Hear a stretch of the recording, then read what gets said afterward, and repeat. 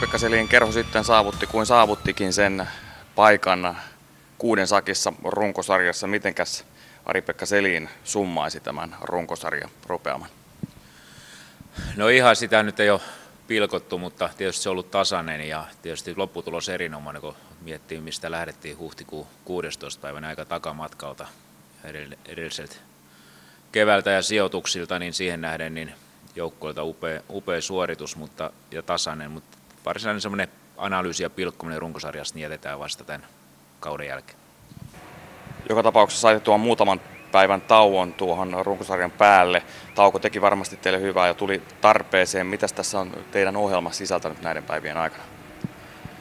No kyllä se on semmoista latausta ja virittelyä ja tietysti sen taas hermoston ja ropan herättelyä ja muutama terävä treeni. Ja tietysti se, että ketä vastaan nyt ollaan menossa pelaamaan Jypin tarkkailua ja videoita vähän käyty läpi erikoistilanteita.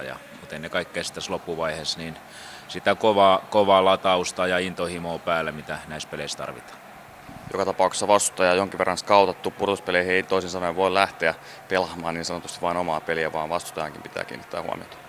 Joo, siis selkeästi enemmän kuin runkosarjassa, että on käyty Jyppiä läpi niin kuin pelaajamateriaalia, pelitapaa, erikoistilanteita, pieniä yksityiskohtia, niin totta kai näinä päivinä.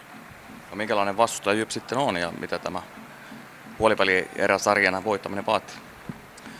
No hallitseva Suomen mestari vastassa ja paljon pelaajia, jotka tietää mitä voittaminen vaatii, ovat voittaneet kovia pelejä ja mestaruuksia.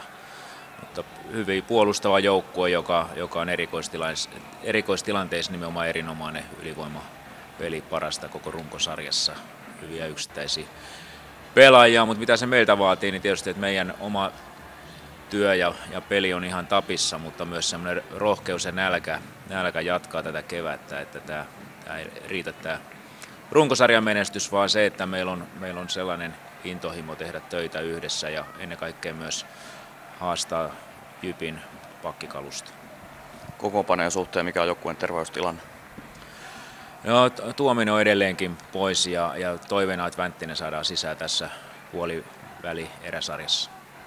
Jos mietitään omaa osuuttasi tässä päävalmentajan roolia, Saipassa kevät katkesi usein lyhyen. Kuinka täpinöissäsi olet itse tästä pudotuspelien alkamisesta?